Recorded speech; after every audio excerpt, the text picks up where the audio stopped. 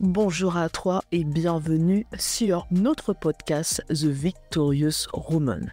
La femme victorieuse est un média en ligne en français, en anglais et en portugais brésilien pour les enfants de Dieu et en particulier les femmes de Dieu. N'hésite pas à visiter notre site lafemmevictorieuse.com pour accéder à nos prières et au blog pour les femmes de Dieu. Allez, tout de suite, notre épisode du jour. Bonjour à toutes et à tous. Nous avons aujourd'hui une invitée avec nous, Mylène. Bonjour à toi. Salut tout le monde, bonjour. Donc, c'est notre partie 2, parce que la semaine dernière, tu étais avec moi pour parler de donner sa vie à Christ, de ce moment-là où tu as donné ta vie à Christ. Et aujourd'hui, on va parler de l'entrepreneuriat avec Dieu. Pas de souci. Donc, mais avant de commencer, est-ce que tu peux te présenter en quelques mots, s'il te plaît? D'accord. Alors, donc, moi, je suis Mylène Guéhi, donc j'ai bientôt 40 ans, dans quelques semaines. Je suis originaire de la Guadeloupe. Je vis en France. J'ai une fille de 16 ans et demi. Donc, d'origine, je suis assistante sociale depuis 14 ans. Mais j'ai cette fibre entrepreneuriale, peut-être qui m'a été donnée par mon père, qui a toujours été entrepreneur, qui a très, très peu été salarié dans sa vie. Donc voilà, j'ai cette fibre entrepreneuriale qui me suit à chaque fois. J'aime créer de la valeur et c'est pour ça que j'ai une activité entrepreneuriale à côté de mon travail. Mais c'est bien ce que tu as dit par rapport à ton père, parce que je pense que quand tu as un modèle, quand tu as quelqu'un qui est entrepreneur, c'est plus facile pour toi de prendre cette voie-là ou encore de se considérer un jour en tant que chef d'entreprise, de se dire qu'on a cette possibilité de créer une entreprise et de gagner de l'argent à son compte.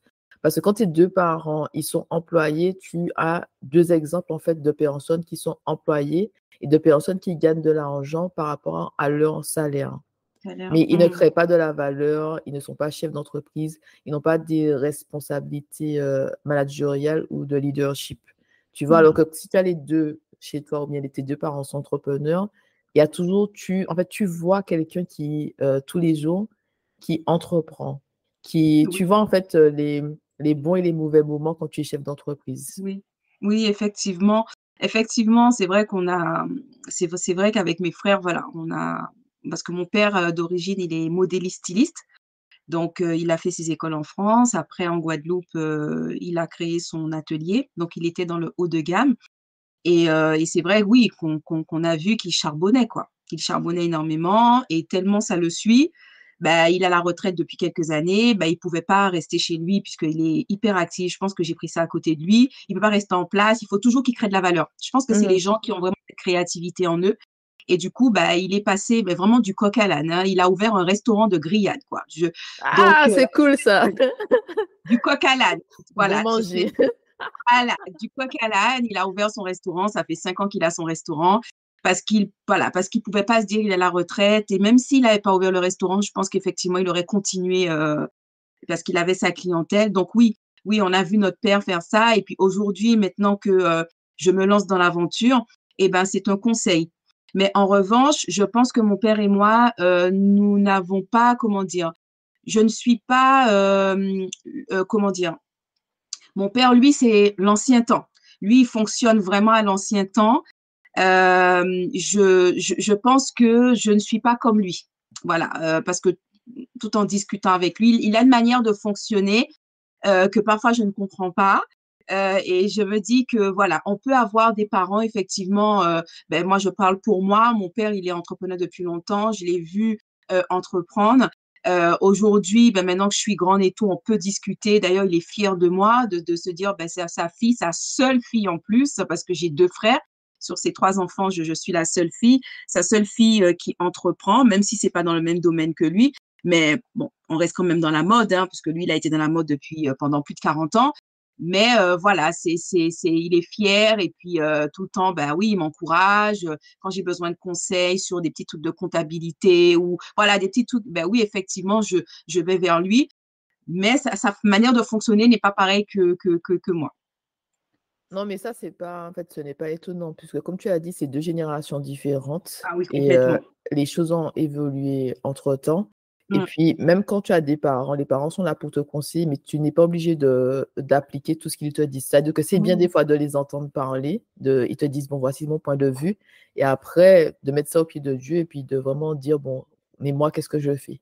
Qu'est-ce que tu attends de moi? Qu'est-ce que je dois faire dans cette Mmh. situation-là?» Mais c'est Mmh. toujours bien de parler, d'entendre d'autres personnes nous dire: «Bon voilà, moi j'aurais fait ça» et puis après toi tu prends ta décision. Exactement. Mais je voulais savoir comment ça t'est venu parce que ton entreprise, le nom c'est Milan et tu es sur TikTok et sur Instagram. Moi je te regarde de temps en temps sur TikTok quand tu fais tes ventes.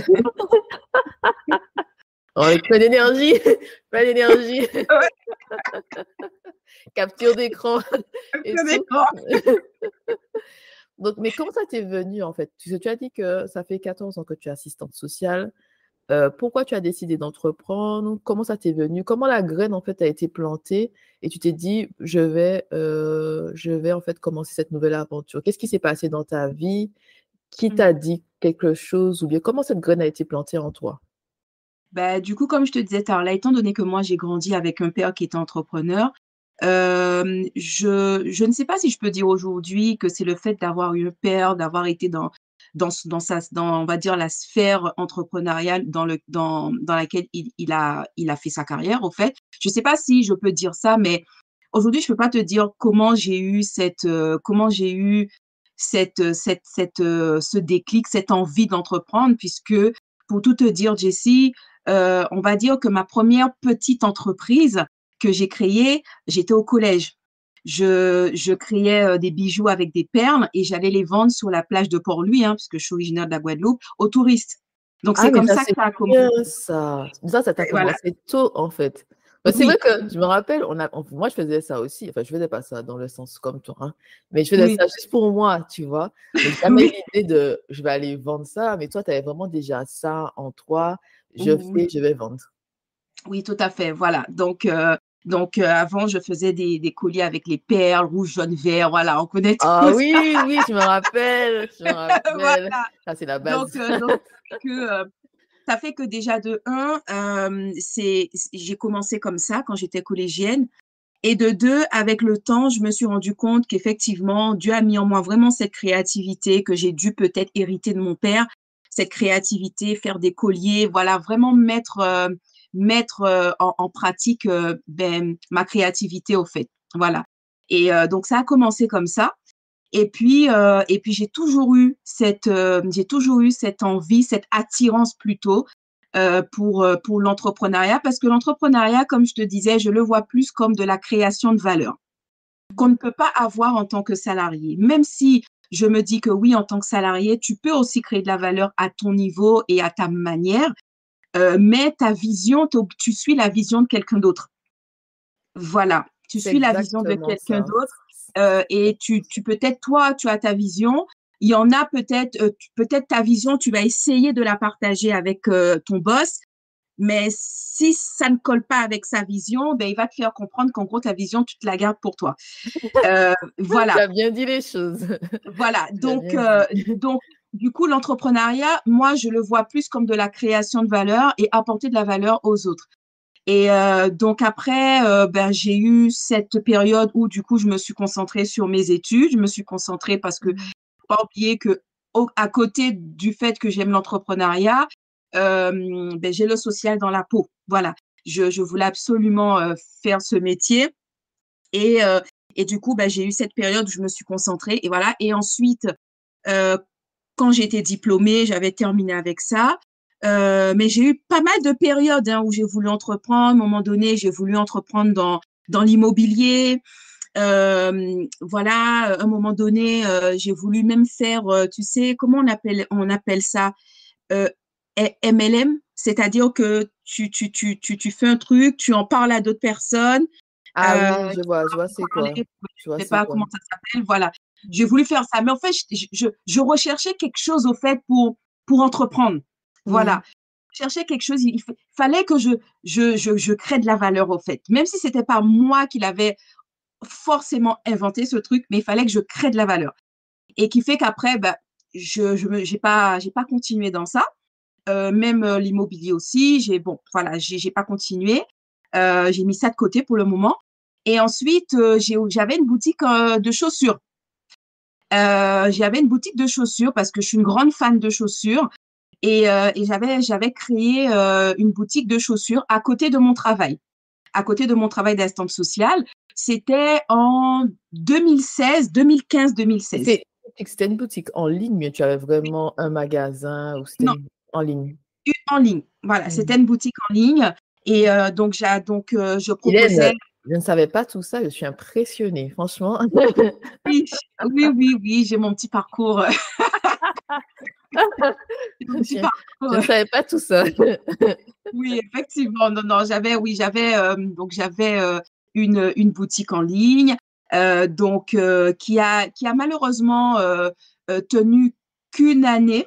Pourquoi? Par manque de connaissances dans la création d'entreprise, par manque de connaissances dans la comptabilité, par manque de connaissances dans beaucoup de choses. C'était pas parce que j'avais pas de clientes, au contraire, la demande était là. Mais c'est là que j'ai vu que si tu gères mal ta comptabilité, si tu gères mal ta paperasse, c'est pas une question de clientèle, ta boîte, elle coule, au fait. Oui, oui, Et c'est vrai. C'est vrai, c'est voilà. vrai. Et du coup, bah, j'ai fermé début 2017. Et j'avais, au fait, ma clientèle était principalement dans les Caraïbes, beaucoup de Martiniquaises, beaucoup de Guadeloupéens, parce que les chaussures que je proposais, c'était des chaussures été. Et ma cible était là-bas, au fait, ma clientèle était là-bas. Donc voilà, donc j'ai fermé et puis voilà. Donc c'est ma dernière vraie entreprise, c'était ce magasin de chaussures en ligne. Non, mais c'est bien parce que ça montre vraiment le parcours le parcours en fait de la femme entrepreneur ou de l'entrepreneur tout court. C'est-à-dire que tu commences quelque part, tu essayes différentes choses, ça fonctionne pas, et puis jusqu'au moment où tu trouves en fait, ok, là c'est pour moi, là je Mm. vais faire ça, là je sens que là c'est ma place. Mais il y a vraiment en fait les leçons que tu apprends dans ton parcours. Parce que les gens peuvent considérer ça comme un échec, mais je pense Oui, que quand tu entreprends, il n'y a pas d'échec en soi, parce que tu apprends dans tout. Tu dis, bon, j'ai fait ça, je referai plus ça. Tiens, je vais améliorer ceci ou cela pour pouvoir justement réussir. Et ce que tu as dit sur la vision, je suis d'accord avec toi. Parce que quand tu travailles en tant qu'employé, des fois, tu as envie d'améliorer les choses dans ton travail. Tu peux présenter tes idées et la personne va rejeter, même si ben oui, ben oui. ça allait en fait améliorer, par exemple, les processus, avoir plus de clients, mais ça ne correspond pas à la vision en fait de l'entrepreneur, du chef d'entreprise, du manager. Donc, ils vont rejeter et on peut se sentir frustré en tant qu'employé. Alors que l'entrepreneuriat te donne la liberté en fait d'essayer, de tester, de faire, De de faire. prendre des décisions, d'être vraiment en fait au contrôle, d'être d'être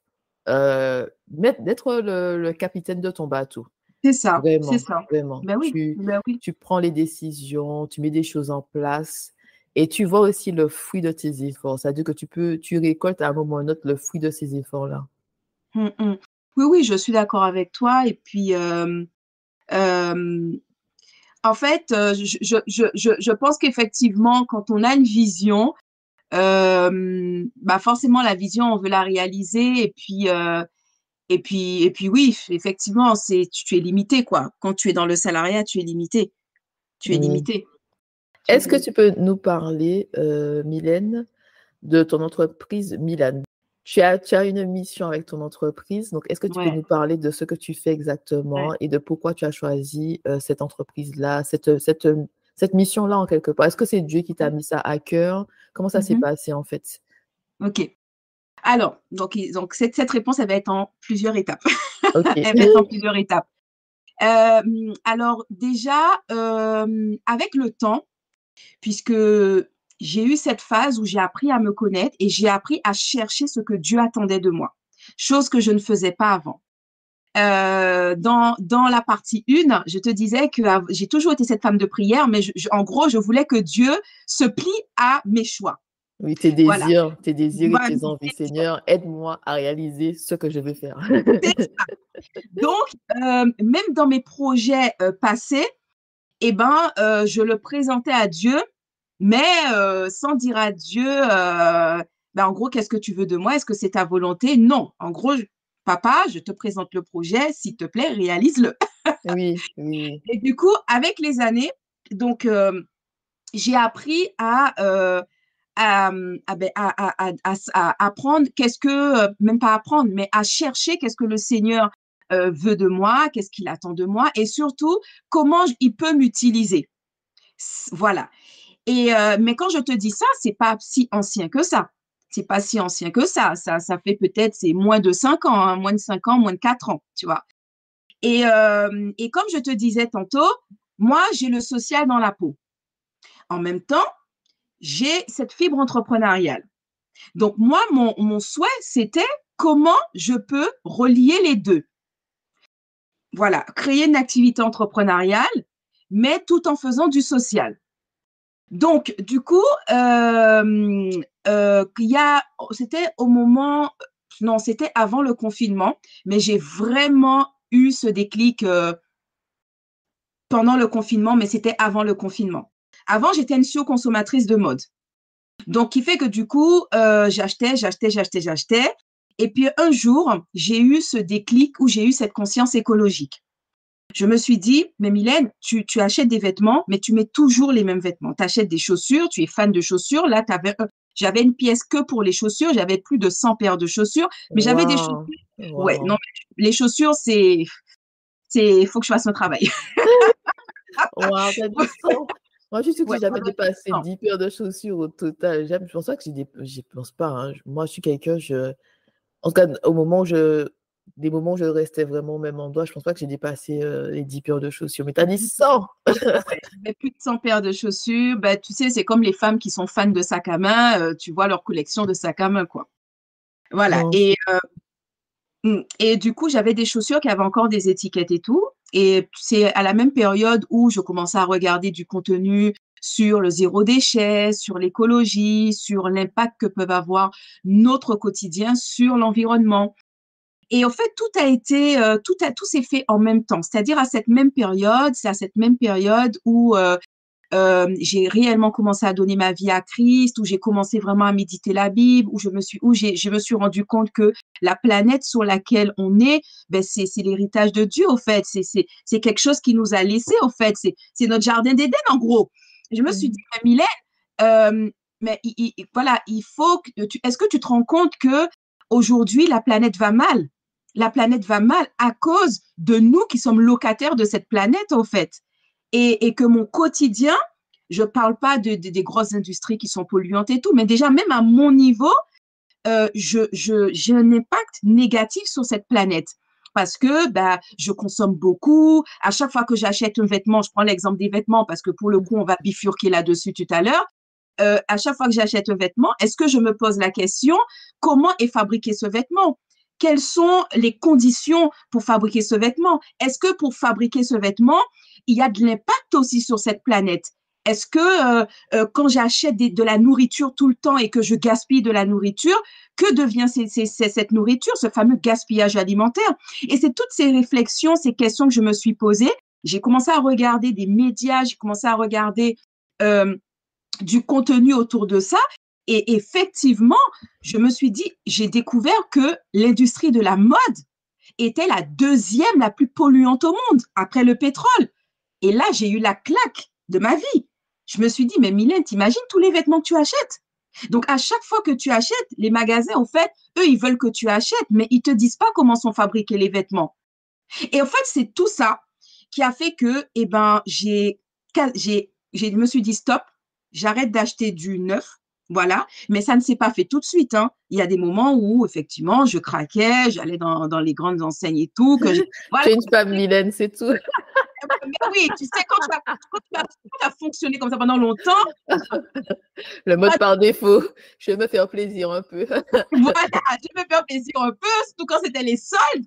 Donc, du coup, je me suis dit, ouais, on va acheter, ouais, bon voilà, c'est comme ça que j'ai commencé mon cheminement dans la seconde main parce que bon, je maîtrisais pas encore la seconde main et tout. Et après, c'est cette conscience écologiste que j'ai eue et qui fait que, petit à petit, j'ai arrêté d'acheter du neuf parce que je me suis dit, si moi, à chaque fois je viens acheter, ma copine va acheter, les magasins, ils vont dire, ah ben il y a un besoin, donc il faut qu'on produise. Et puis surtout quand j'ai su dans quelles circonstances certaines usines fonctionnent, là je me suis dit mais non, je peux pas être complice de ça au fait. des gens qui bossent pendant plus de 12 heures par jour pour faire des vêtements Zara, Mango, les grandes chaînes pour mon plaisir personnel. Et les gens, parfois, ils travaillent dans des conditions, c'est pas possible. J'ai dit non. J'ai dit avant mon plaisir, c'est l'humain. Voilà. Donc, c'est tout ça. C'est ma conscience écologique. C'est ma conscience aussi sur l'humain qui fabrique le vêtement que j'achète. Et c'est comme ça que j'ai décidé de consommer de la seconde main parce que je me suis dit que, eh ben, ce vêtement qui a été acheté neuf, si moi je l'achète demain, ben, il n'y aura pas besoin de le refabriquer parce que je lui redonne une deuxième vie. Et peut-être une autre fille va lui redonner une troisième vie. Et c'est comme ça que j'ai adopté ce qu'on appelle la mode circulaire. C'est un vêtement, tu l'achètes, tu l'utilises, tu le réutilises, tu le réutilises, tu le réutilises jusqu'à ce qu'il soit usé, quoi. Et comme ça ralentit la fabrication textile. Voilà. Donc Non, ça, mais c'est c'est la première. bien. Merci, merci pour toutes ces explications. Je suis sûre que certaines personnes ont appris des choses aujourd'hui avec toi, hein.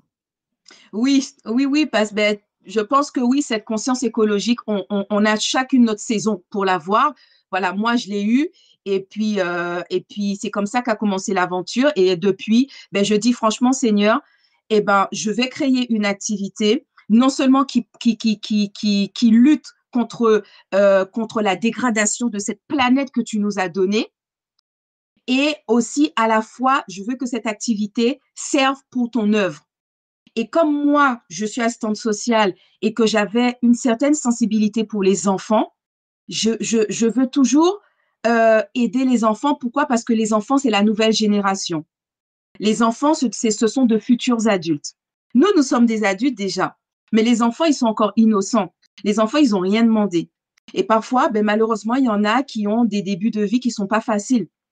Donc moi, j'ai dit, papa, je veux être une lumière dans la vie de ces futurs adultes. Comment je fais? Et c'est comme ça que le jour que j'étais en Côte d'Ivoire avec mon mari, parce que mon mari, il est de la Côte d'Ivoire, eh ben, quand je suis arrivée, j'ai vu des enfants qui dormaient à même le sol. On est arrivé le soir et je demande à mon mari, mais pourquoi les enfants, ils dorment par terre? Il me dit, oui, ce sont des enfants, on appelle ça les enfants de la rue. J'ai dit des enfants de la rue, parce que nous, en France, on voit des enfants qui font la manche dans les feux, mais ils ont leurs parents à côté. Ils Oui, ont c'est leurs vrai ça. parents, ils ne sont pas Oui. seuls. Et ça a été un choc pour moi de savoir que sur cette planète, il y a des enfants qui sont à la rue, sans parents, sans rien. Et qui fait que, eh ben, durant mon séjour, ça m'a vraiment occupé l'esprit. Et j'ai eu à cœur, comme cette petite voix qui m'a dit, tu vas t'occuper d'eux. Il fallait que tu vois ça. Tu vas t'occuper d'eux. Et c'est comme ça que, eh ben, tout s'est enchaîné. Je me suis dit, OK, je vais créer une activité qui lutte contre le gaspillage vestimentaire pour que l'argent de cette activité serve pour créer mon association en Côte d'Ivoire en faveur des enfants de la rue et des enfants maltraités. Donc voilà, Quel beau projet, quelle belle vision. merci. Merci Seigneur de m'avoir vu ça à cœur, surtout. Oui, oui, c'est un beau projet, une belle vision. Donc, comment dire ça? Comment ton activité s'organise? C'est-à-dire que où tu déniches tes vêtements, comment tu fais pour vendre tes vêtements? Est-ce que tu peux D'accord. nous parler un peu plus en fait de tes activités quotidiennes? D'accord, ok. Alors, donc, moi, tout au départ, parce que la vision, elle a vraiment évolué. Elle a vraiment évolué, hein. C'est vrai qu'avec Dieu, on peut partir sur quelque chose, mais Dieu peut nous, voilà, si on le laisse nous guider, on peut finalement aller dans une autre voie. Au départ, alors déjà, mon concept s'appelle Milan. Mon concept s'appelle Milan, donc Mylène, Milan. Et au départ, je voulais partir sur de l'upcycling. Donc, l'upcycling, c'est à partir d'un vêtement qui existe déjà, tu recrées une nouvelle création. Voilà. Par exemple, tu vas changer les manches. Tu vas peut-être mettre un autre tissu sur les manches. Tu vas peut-être rajouter des patchwork. Tu vas peut-être rajouter des petits froufrous au niveau du col. Voilà. Ça, c'est de l'upcycling. C'est à partir d'un vêtement, tu recrées un autre vêtement, mais d'un autre style. Voilà. OK. Donc, ça peut se faire aussi dans les objets. Là, je te parle de mode, mais ça peut se faire dans les objets. Tu peux, par exemple, prendre, je sais pas moi, une boîte de conserve et tu peux le customiser et en faire une boîte où tu vas mettre tes stylos. Ça, c'est de C'est vrai l'upcycling. ça, oui. Voilà. Et donc, du coup, donc, tu vois, on est toujours dans la créativité. Ce que Dieu m'a mis en moi depuis petite, hein, tu vois, on est toujours dans la créativité. Et du coup, donc, moi, j'étais partie sur ça. Donc, les filles elles commençaient à me faire des dons de vêtements. Donc, c'était pas forcément les vêtements les plus top, mais c'était des dons de vêtements. Il y avait aussi des vêtements qui étaient neufs, voilà. Donc, je les récupérais.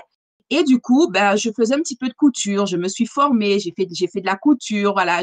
Je me suis dit, oh là là, là, je vais suivre la voie de mon père. Je vais Oui. rentrer dans la couture. Tu vois tout ce truc, hein. Et après, j'ai cherché un atelier parce que forcément, tu peux pas faire ça toute seule, sachant qu'à l'époque, j'étais encore à temps plein dans mon travail salarial. Donc après, j'ai commencé à chercher des ateliers. Et puis, en fait, à force de faire ça pendant presque un peu plus d'un an, j'ai fait des collections et tout et tout. Je me suis dit, mais Mylène, en fait, tu as des vêtements parfois qui sont neufs. Et est-ce que ça vaut le coup de faire de l'upcycling pour faire de l'upcycling? Est-ce que ça vaut le coup de démonter un vêtement qui a encore son étiquette juste pour dire, ah, j'ai fait de l'upcycling? Mm. Et puis, en faisant mon étude, en fait, je me suis dit, mais est-ce que l'upcycling, c'est quelque chose qui va être pérenne dans la durée? Est-ce que c'est quelque chose qui va, comment dire, qui va, oui, est-ce que mon entreprise va être pérenne avec ce modèle économique? Et c'est comme ça que j'ai réfléchi et je n'y croyais plus. Exclusivement en l'upcycling, je me suis dit, non, on va faire autre chose parce que j'avais remarqué que les filles, ben, non seulement elles me donnaient pas les meilleures pièces, ce qui est normal, même moi-même, je l'aurais fait, mais en plus, il y a des vêtements qui étaient encore avec leur étiquette. Et c'est là que l'an dernier, j'ai réfléchi et j'ai modifié mon modèle économique et j'ai décidé de faire un dépôt-vente. Donc, le dépôt-vente, tout simplement, les filles qui n'ont pas le temps, les filles qui n'ont pas l'envie de gérer la vente de leurs vêtements, hein, parce qu'en France, on va pas se mentir, on a beaucoup de plateformes de seconde main qui se développent principalement depuis le confinement et elles connaissent. Donc, je me suis dit, bah, je vais faire un dépôt-vente. Donc, je vais me charger. Comme la seconde main, c'est ma passion, c'est devenu ma passion, parce que là, ça va bientôt faire 9 ans que je suis dessus. Je suis dedans et que je pratique la seconde main. C'est quelque chose que j'aime. Donc, je vais proposer aux filles de me donner toutes leurs jolies pièces qu'elles ont dans leur dressing, qu'elles ne portent plus. Et parce que ben, elles n'ont pas le temps, elles doivent gérer le foyer, elles doivent gérer les enfants, elles ont une carrière très chargée, ou tout simplement qu'elles n'ont pas l'envie de faire des photos, d'aller sur Vinted, d'aller sur le Bon Coin, gérer les messages. Parfois, les filles, elles n'achètent pas. C'est de l'énergie. Je me suis dit, ben, je vais faire ce boulot à la place de ces filles. Voilà. Et c'est comme ça qu'a commencé le dépôt-vente Milan, qui a commencé en septembre 2023. Donc, la majorité de mes pièces, pour répondre à ta question, elles viennent principalement de femmes comme toi qui ont des vêtements qu'elles ne portent plus et qu'elles veulent donner une seconde vie et qu'elles ne savent pas comment faire ou qu'elles n'ont pas l'envie ou qu'elles n'ont pas le temps. Eh bien, elles me disent, ah, Mylène, j'ai des vêtements. Est-ce que je peux te les confier pour les vendre pour moi? Voilà. Donc, c'est ça mon dépôt-vente. Et comme ça, ben, quand les vêtements sont vendus, eh bien, moi, je prends une commission, bien sûr, pour tout le boulot qui est derrière et elle récupère son argent. Et j'ai aussi une partie de mes vêtements qui viennent de mes trouvailles parce que bah, c'est une passion. J'aime trouver des pépites, j'aime trouver des trésors, j'aime aller fouiller dans le dressing des gens. Et ben, du coup, c'est un plaisir pour moi d'aller le faire. Je peux arrêter des femmes dans la rue. Si je vois que la femme, elle est bien stylée, je me dis, ah ouais, peut-être qu'elle a de belles pièces dans son dressing. Voilà, je lui dis oui, non, non, je lui présente mon concept. Voilà, donc je chine beaucoup, je chine beaucoup. Et voilà. On sent que c'est une passion, la façon dont tu en parles, on sent vraiment que c'est une Oui, passion, que tu prends plaisir à le faire et tout, et c'est beau de t'entendre en fait. oui, Tu ah oui, vois, c'est donc vraiment une passion. oui, mais je me rappelle que je t'avais envoyé un message pour te dire, moi j'aime bien écouter Mylène sur Instagram et sur TikTok, la façon dont tu parles, j'aime bien vraiment t'écouter. J'ai appris des choses avec toi par rapport aux vêtements, au sac à main aussi, parce que tu avais fait des posts pour nous expliquer la différence entre cette qualité-là, la qualité, même les chaussures aussi. Donc, j'ai Oui, appris des choses avec toi. Et je sais que tu m'as dit aussi que tu as une autre mission, c'est celle de, je ne sais pas si on peut dire influencer ou convaincre les femmes antillaises à porter de la seconde main. Parce que moi, je t'avais dit que je regarde ce que tu fais, je te suis, c'est un plaisir. Mais moi, je ne Mais suis la pas ton seconde main, c'est public. pas pour toi. Oui, c'est pas pour moi. Moi, je suis minimaliste, c'est-à-dire que je ne suis pas pour la fast fashion, la mode fast fashion. J'achète des vêtements pour que ça puisse me durer et je me débarrasse des vêtements quand vraiment ben, je ne peux plus les Je peux utiliser. plus. Mais je suis vraiment minimaliste, je n'ai pas beaucoup de choses et tout. Mm. Mais j'aime beaucoup te regarder, mais je t'avais dit que moi, je ne suis pas ton public. Oui, oui, oui, effectivement. Effectivement, oui. Parce que, en fait, cette mission, c'est un challenge pour moi. C'est de prouver à la communauté afro-caribéenne, parce que la seconde main n'est pas encore développée dans la communauté afro-caribéenne comme la population française. Donc, on connaît les friperies. En Afrique, il y a beaucoup de friperies. C'est pas quelque chose qui est nouveau, qui date de maintenant. Peut-être en Guadeloupe, Martinique, mais à mon époque, c'est pas quelque chose que je connaissais. Peut-être que ça existait. Donc, moi, il n'y avait pas, quand j'étais en Martinique, ça n'existait pas. Tu ne mettais pas les vêtements des Voilà. gens. Et en Angleterre aussi, c'est développé parce qu'il y a beaucoup de magasins qui proposent de la seconde main en Angleterre. En Angleterre, j'ai vu que c'est quelque chose que pour eux, c'est normal. Mais pour moi, désolée, Mylène, ça n'a jamais été Oui, normal. oui, oui. Non, ben il y a beaucoup de femmes afro-caribéennes qui sont comme toi, qui Mm. sont comme toi. Et du coup, et parfois, c'est pas parce qu'elles ne veulent pas, c'est parce qu'elles ont des préjugés. Pour avoir discuté avec des femmes, de un, c'est parce qu'elles ont des préjugés. De deux, c'est parce qu'elles se disent, bah, je n'ai pas envie de porter des vêtements qu'une autre femme a déjà portés parce que bah, je connais pas son hygiène et tout et tout. Et de trois, il y en a qui veulent, mais il n'y a pas l'offre dans leur environnement de vie. Il n'y a pas Mhm. suffisamment de friperie, il y a pas de dépôt-vente. Donc voilà, je parle plus de celles, pas celles qui habitent en France, mais celles qui habitent dans les Antilles, Guadeloupe, Martinique, ou même qui habitent en Afrique, mais bon, même s'il y a des friperies en Afrique, mais pas dans les villes où ils habitent, quoi. Oui. Voilà. Ou tout simplement, elles n'ont pas testé. Donc, elles partent avec cette idée où ben, c'est les friperies à l'ancienne, où ben, tu es obligé de Sûrement. fouiller. Sûrement. Ce que tu m'as dit, Jessie, il y a parfois des vêtements neufs, des vêtements qui n'ont pas été portés. Mais oui, oui, c'est vrai. Mais en fait, quand on connaît pas, on a cette idée de la friperie, genre la friperie, tu sais, où il faut fouiller dans les bacs. Bon, quoique oui, il y a des friperies qui font ça encore. Il faut fouiller, où c'est des trucs, il y a des trous partout, où ça sent le vieux, ça sent le renfermé, ça sent la Mm. moisissure. Voilà, c'est cette image qu'on a encore. Et mon challenge aujourd'hui, c'est de casser tous ces préjugés.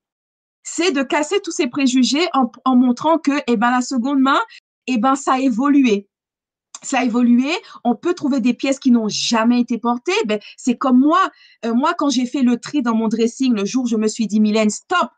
T'imagines toutes ces personnes qui ont trouvé leur bonheur avec tous mes vêtements et mes chaussures que j'ai donnés aux associations, que j'avais jamais portées.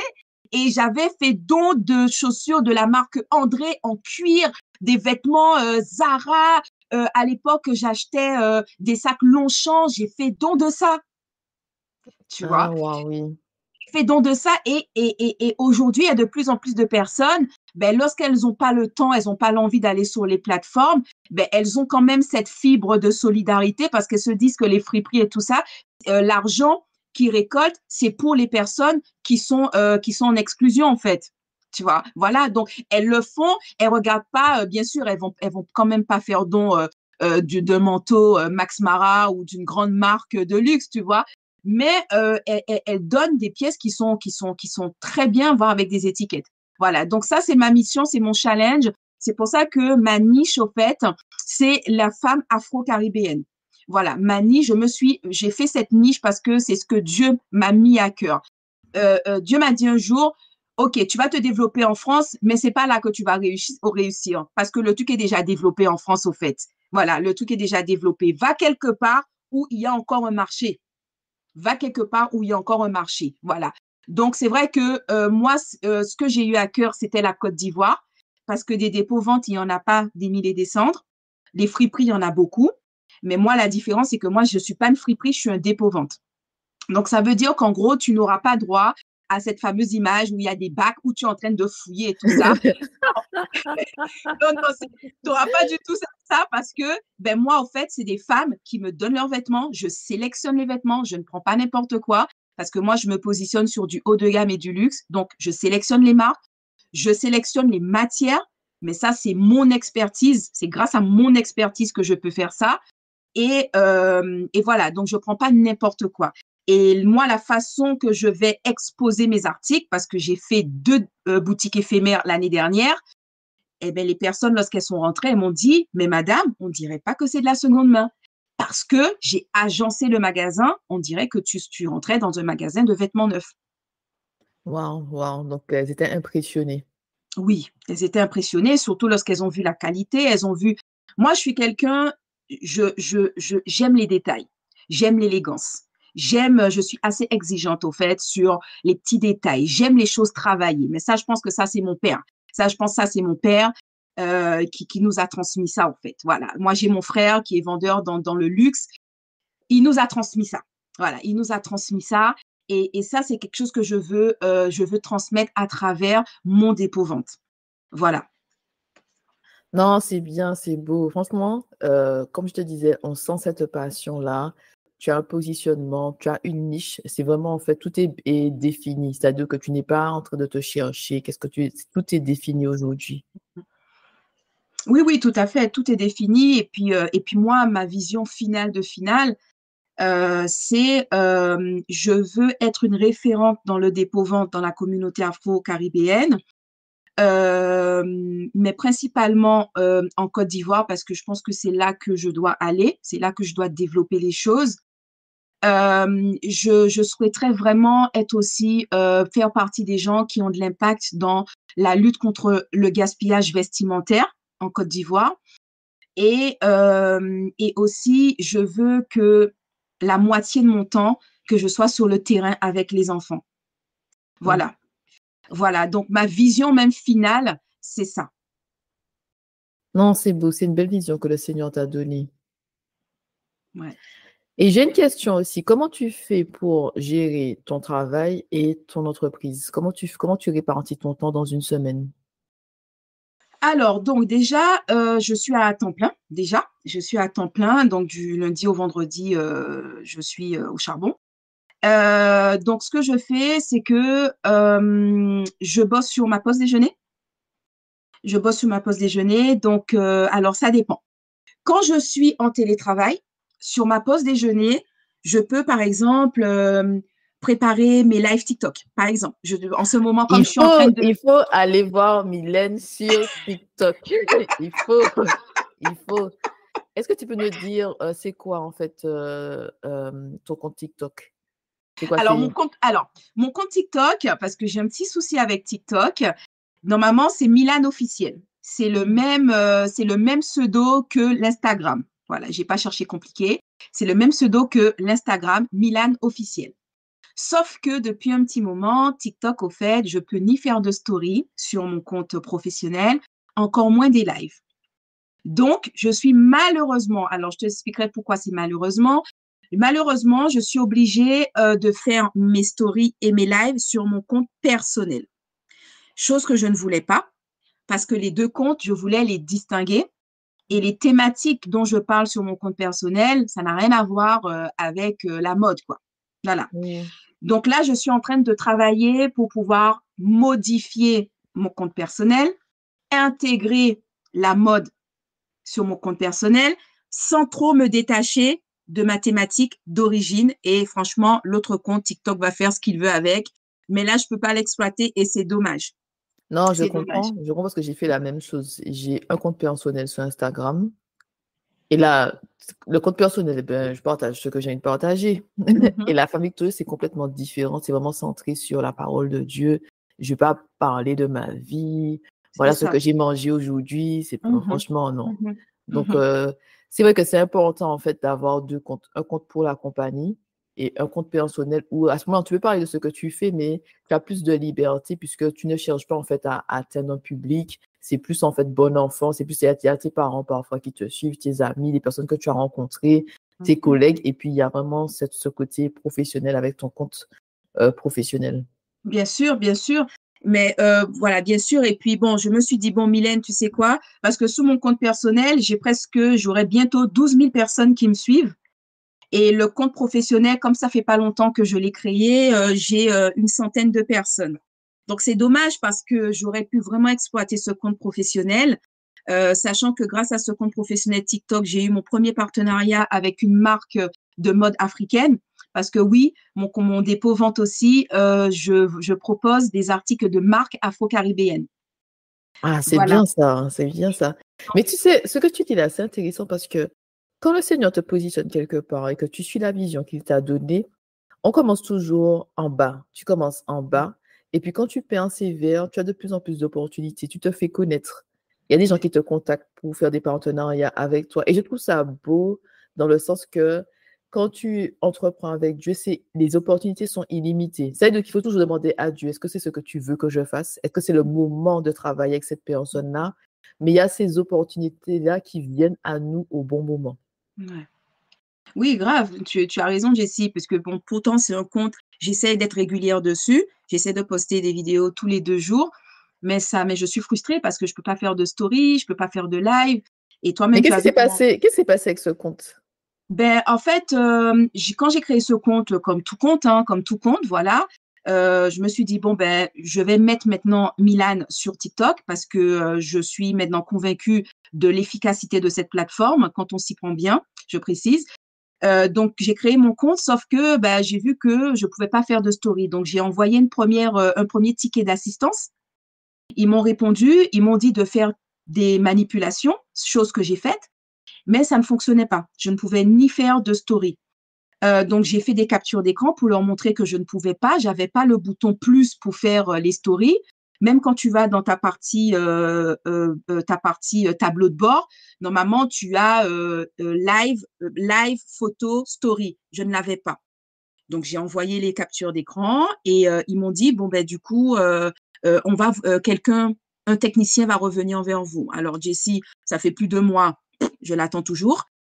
Donc, après, j'ai dit, bon, ben, je vais attendre un petit peu. J'ai retenté, toujours pas. Donc, j'ai refait un deuxième ticket. Et là, cette fois-ci, j'ai eu zéro réponse. Zéro Ok. réponse de TikTok. Donc là, je me suis dit, bon, ben, Mylène, tu fais quoi? Tu as un compte, mais tu peux juste poster des vidéos, tu peux pas faire de live, tu peux pas faire de story. Et alors que de l'autre côté, tu as presque 12 000 personnes qui te suivent, est-ce que c'est pas mieux d'exploiter les 12 000 personnes que tu as, même si il y a aussi des hommes et tout, parce que comme je te disais, la thématique, c'était pas du tout la mode. Donc, je partageais plutôt mon expérience de couple mixte. Voilà, je partageais ma La passion, cuisine, j'ai vu, hein, la j'ai vu. cuisine. Voilà, je partage des cuisines, je partage aussi ma culture guadeloupéenne aussi. Voilà. Donc, en fait, les gens qui sont là-bas, ils sont plus là parce que, bah, tu sais, quand les gens, surtout quand les gens ils voient que tu n'es pas de leur origine, mais que tu t'intègres, que tu t'intéresses à leur culture, ils aiment bien. J'ai Ils vu aiment ça. bien. J'ai lu les Voilà. commentaires sur certaines de tes vidéos, j'ai vu Ouais, ça. ils aiment bien. Donc en gros, moi, j'ai de tout sur ce compte personnel. Et là, je me suis dit, OK, Mylène, comment tu vas faire pour intégrer la mode? Parce que bah, là, tu as de quoi faire. Là, tu as 12 000 personnes, il y a beaucoup de femmes et tout. Et puis, j'ai dit, bon, j'ai dit, franchement, je vais faire. Je vais faire. Et c'est comme ça que j'ai commencé mon premier TikTok. À la base, mon premier TikTok, c'était même pas pour moi. À la base, mon premier TikTok, c'est parce que j'ai une copine qui est acheteuse compulsive et elle a beaucoup de vêtements. Moi, je te dis que j'avais plus de 100 paires de chaussures. Elle, en toute vérité, Jessie, elle a plus de 500 paires de chaussures. Oui, Waouh!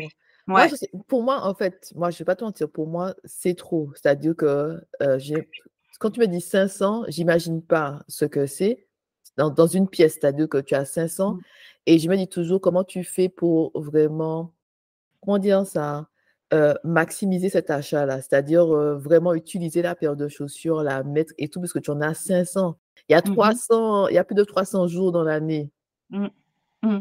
Oui, mais la différence, 365 jours, comment tu fais pour pouvoir vraiment profiter de ces vêtements? c'est Est-ce que pas possible. des vêtements et des chaussures, est-ce que c'est genre, c'est le plaisir de voir ces belles chaussures chez toi, tu vois? Moi, parce que moi, c'est pas mon truc, c'est vraiment pas mon truc. Donc, moi, j'ai du Mhm. mal à comprendre, c'est pas mon truc. Ben, en fait, c'est différent parce que là, c'est vraiment une maladie, au fait, acheteuse compulsive, c'est-à-dire que elle achète pour combler un manque. OK. Donc, en final, elle ne jouit jamais des articles, au fait, qu'elle achète. Mhm. Voilà, et voilà quoi. Donc là, on est vraiment sur complètement autre chose. Mais du coup, voilà, on prie pour elle parce que c'est une sœur en Christ aussi, que c'est son combat depuis des années. Et à chaque fois quand je vais avec ma meilleure amie chez elle, on prie pour elle et tout. En tout cas, on la soutient dans ça. Et on a déjà gagné une bataille parce que bah, elle nous a confié, plutôt elle m'a confié énormément d'articles puisque du coup, elle sait pas comment faire. J'ai dit, alors, ma copine, donne. Ça, c'est mon truc. Je vais t'aider. Et voilà. Et c'est comme ça que j'ai commencé mon premier TikTok, mon live shopping sur TikTok. C'était Oui, pour elle. je me rappelle ce que j'ai vu et tu disais que tu vendais pour une autre personne. Voilà. C'est comme ça que j'ai commencé mes lives TikTok. Je me suis dit, bon, ben, Mylène, jusqu'à maintenant, tu as toujours été spectatrice des lives TikTok, des lives shopping. Ben, maintenant, lance-toi. Et je me suis pas posé de questions. Je me suis lancée. Et c'est comme ça que ça a commencé. Voilà. Et là, maintenant, ben, au fur et à mesure, ben, je propose, j'ai commencé à migrer en proposant maintenant mes articles de mon dépôt-vente. Non, mais c'est bien. Ces dernièrement, je parlais avec quelqu'un et on se disait que parfois le Seigneur nous demande de faire des choses gratuitement pour d'autres personnes. C'est-à-dire, il te dit, sers cette personne-là, aide cette personne-là. Et les gens, des fois, ils voient ça comme si tu perds ton temps parce que tu n'es pas rémunéré. Et Mhm. on se disait que le Seigneur, des fois, utilise certaines choses, le fait d'aider un ami, d'aider une personne pour nous préparer à autre chose. Que si tu cherches tout le temps ton intérêt dans la situation, tu vas pas recevoir les bénédictions que Dieu a pour toi. Parce que parfois, il t'ouvre les yeux quand tu sers quelqu'un d'autre, quand tu aides quelqu'un d'autre, quand tu assistes quelqu'un dans la mission que Dieu lui a confiée. C'est clair, c'est tout à fait ça. Et puis, tu vois, et en t'écoutant là, en t'écoutant parler là, et ben, tu sais, par rapport à ce gain toujours dans le monde, on cherche toujours le gain, tu vois. Et ben, avant, j'étais comme ça. Mais en fait, maintenant que je suis plus en paix, maintenant que je suis dans une autre recherche avec Dieu où je lui dis, je veux que tu m'utilises comme ton instrument, fais ce que tu veux de moi, je veux que tu m'utilises. Ben, en fait, le gain, c'est devenu secondaire pour moi, même dans mon activité de dépôt-vente. En fait, aujourd'hui, ma priorité, c'est de me dire que je vais impacter les gens. Et à partir du moment où j'impacte les gens, je sais que Dieu pourvoira, en fait. Maintenant, c'est comme ça que je pense. Et du coup, quand j'ai voulu aider cette amie, ben, effectivement, j'ai pas pensé au gain. Au contraire, je lui demande rien, en fait. Moi, tous les fonds que j'ai récoltés pour elle, ben, comme elle veut s'acheter une sacrée machine à coudre là, qui coûte plus de 1 000 euros, Singer, parce qu'elle aime coudre, elle aime customiser les bijoux avec du wax et tout, ben, je lui ai dit que les gains, on va t'acheter ta machine, en fait. On va t'acheter ta machine. Est-ce qu'elle compte elle-même se lancer dans l'entrepreneuriat, vendre ses créations? Oui, alors là, elle aimerait beaucoup. Elle aimerait Mm. beaucoup, mais elle est dans tellement de challenges en même temps. Elle est vraiment dans un vrai challenge parce qu'elle fait face à la maladie aussi depuis des années. Donc voilà. Donc du coup, elle est dans beaucoup de challenges. Mais oui, c'est son souhait. C'est son souhait, ouais. Et est-ce que tu aurais un conseil pour les personnes qui souhaitent se lancer dans l'entrepreneuriat, les personnes qui hésitent? C'est de quelles sorte que c'est un appel, que Dieu les appelle à faire quelque chose de plus grand. Elles ont un désir, une vision, mais par peur, peut-être les doutes, elles ne se lancent pas. Est-ce que tu as un conseil pour toutes ces personnes-là? Alors, moi, le conseil que je peux leur donner, c'est que, franchement, ma sista, si en plus la vision, elle est claire, parce que, parce que c'est ça. Tu C'est-à-dire que moi, ne dors avant, pas. voilà, parce que moi, c'était mon truc. Des fois, je disais, mais Seigneur, en fait, au fond, des fois, tu sais que tu as la vision, mais c'est l'embrouille, tu sais, c'est le brouillard. Tu sais pas, la vision, elle est pas claire. C'est comme si, tu sais, tu prends de l'eau, tu mets du lait, c'est blanc, tu sais, c'est pas clair. Et tu as juste Oui. envie, c'est que l'eau soit claire, soit transparente pour savoir où tu vas. Et du coup, ça a été mon combat pendant longtemps. Et au fond, je savais, mais je savais pas c'était quoi, où, par où commencer et tout. Et franchement, Dieu merci parce que la vision, elle est devenue plus claire parce que c'est à force de parler aux gens, à force que les gens aussi me disent des choses. Parce que parfois, même les gens peuvent t'aider à te dire, mais en fait, il faut que j'arrive, il faut que j'arrête d'être dans le déni. Parce que parfois, Dieu nous donne des visions, mais on est dans le déni parce que on se dit, non, Seigneur, non, mais c'est pas possible. La vision est trop grande. Je peux C'est pas trop. Oui, c'est ma trop. situation. C'est trop. Oui. Voilà, c'est trop. Sauf qu'on oublie que Dieu, il n'a pas de limite. Les seules limites qu'on a, c'est notre propre limite à nous-mêmes. Sinon, Dieu, il n'a pas de limite avec nous. à partir du moment où on dit, Seigneur, OK, je me lance et que tu es mon guide, je ne sais pas comment je vais faire. Regarde ma situation, je suis à découvert, je n'ai pas d'argent. Non, mais tu sais quoi, j'ai remarqué que le Seigneur te fait commencer dans des situations improbables. Tu Oui. vois, il te fait commencer des fois quand tu as découvert, tu n'as pas d'argent, tu es dans une situation, tu te dis que c'est le désert ici, et Dieu te dit, c'est le moment de commencer, ma fille. Tu es là, est-ce qu'on regarde les mêmes choses? Est-ce que tu vois le compte avec moi? Est-ce que tu vois combien d'argent il y a là? Est-ce que tu vois ce qui se passe dans ma vie? Et tu sens que non, c'est le moment. Et si tu dis ça à quelqu'un, la personne peut te dire, mais non, mais attends ceci, attends cela. Mais en fait, des fois, le Seigneur te fait commencer dans une situation où tu te dis, ça n'a pas de sens de commencer maintenant. Tu C'est vois? ça. Ça n'a pas Ça de n'a pas sens. de sens. Tu sens que c'est maintenant, mais tu dis, mais j'ai des problèmes avec telle personne. Il y a ceci à régler. Et tu sens que non, ma fille, maintenant. Tu Mais vois? oui. Et c'est vrai, donc c'est vrai que, voilà, c'est-à-dire Dieu, il n'a pas de limite avec nous. Nos limites, c'est nous-mêmes. C'est nous-mêmes. Et parfois, on fait déjà la chose. Dieu nous a mis un don, un talent. Peut-être que ton talent, c'est que tu sais rebooster les femmes qui sont dépitées par la vie, les femmes qui ont un vécu difficile, les femmes qui ont peut-être été victimes de violences conjugales, qui ont du mal à s'aimer, qui ont du mal à se valoriser. Peut-être que Dieu t'a mis ton don où tu peux aider ces femmes. Mais déjà, tu le fais peut-être, tu le fais déjà, mais tu n'es pas conscient. Tu n'es pas conscient. Peut-être les gens, ils vont te dire que oui, franchement, tu es là, tu m'écoutes, franchement, machin. Mais parfois même, Dieu t'envoie les gens pour te dire que tu es comme ça, c'est ça ton don. Mais pour toi, C'est c'est vrai. normal. Pour C'est toi, c'est vrai. normal. Tu C'est te, vrai. mais tu te rends pas compte que c'est Dieu même qui t'envoie tous les trucs. Tu te dis, mais non, mais c'est comme ça que je suis. C'est normal pour moi. Oui, mais c'est ton don. Non, tu as raison parce que bien avant que je commence La Femme Victorieuse, j'avais remarqué que je suis une personne qui encourage naturellement. Je suis une Voilà. personne qui voit les dons et les talents des gens. Je vais te dire, écoute, il y a ça, ça, ça, tu devrais faire ceci, cela. Tu es en bas, je vais te donner la parole, je vais t'encourager, je vais te dire non, tu peux le faire, tu vas y arriver. J'ai toujours eu ce mot pour les gens et aussi dans les explications, prendre le temps d'expliquer les choses aux gens. Moi, je ne voyais pas ça comme un don. Je voyais ça comme si c'est naturel, c'est comme ça que je suis.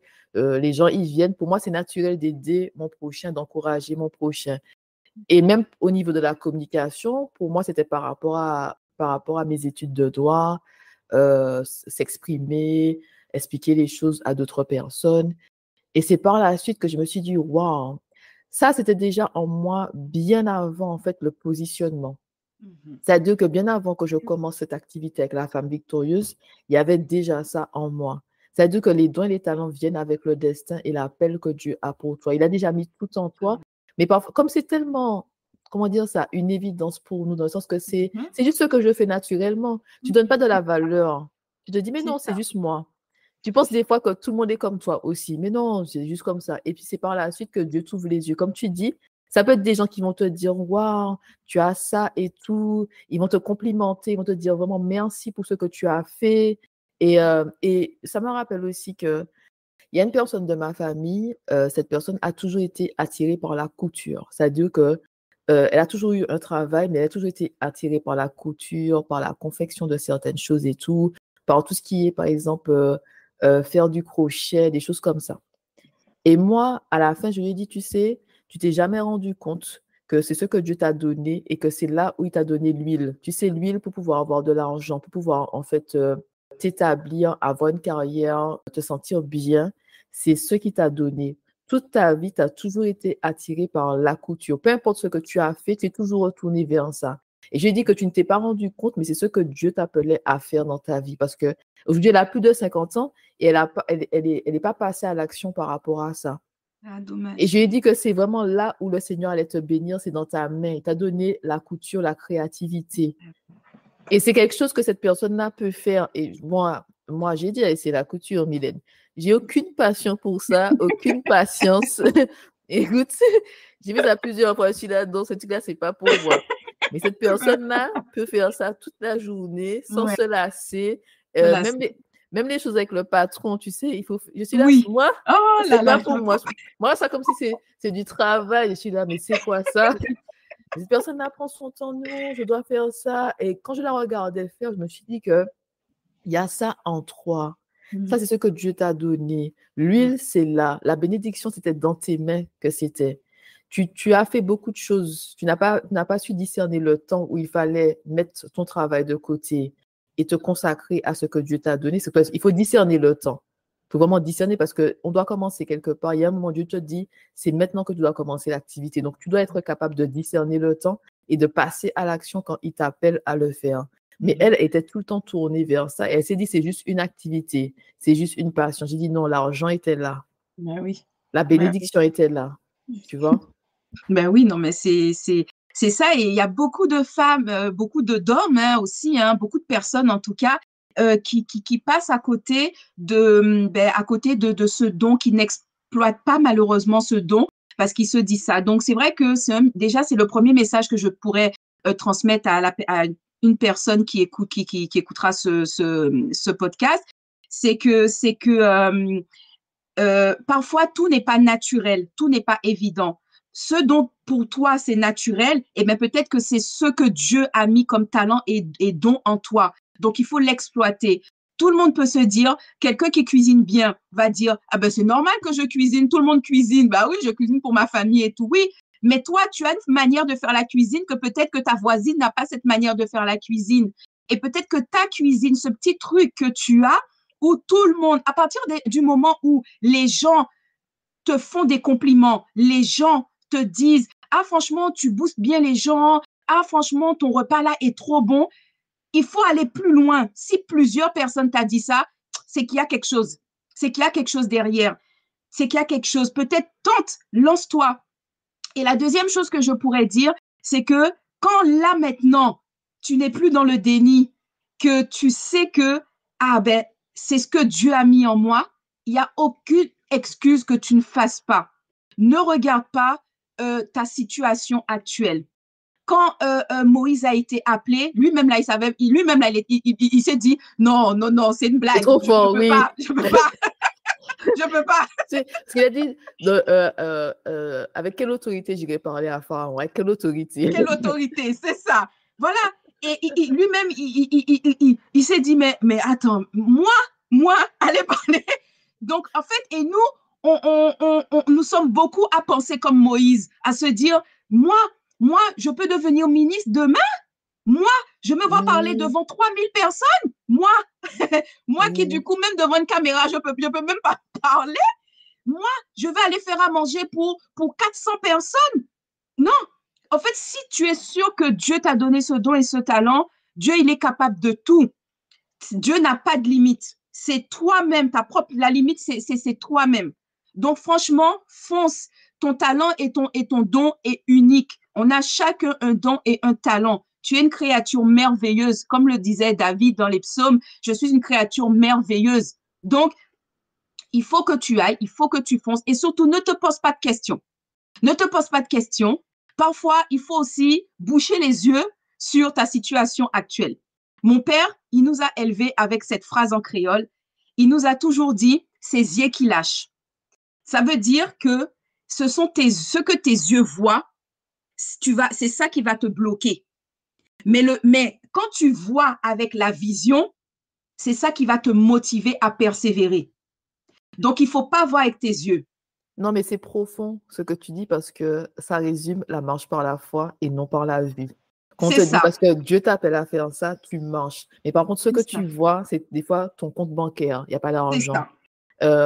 Tu reçois des lettres de relance, factures impayées, des choses comme ça. C'est ça. Il y a une montagne devant toi, mais Dieu t'appelle. Ouais. Ça, c'est la marche par la foi et non par la vue. Ne pas se concentrer sur ce que tu vois, mais se concentrer sur ce que Dieu a mis dans ton cœur, ce qu'il t'appelle à faire dans cette saison de ta vie. Exactement, exactement. Et franchement, la personne qui va écouter ce podcast, c'est que tu sais qu'il y aura des embûches. La vie n'est pas facile déjà, donc encore moins si tu te lances dans quelque chose où Dieu t'a appelé.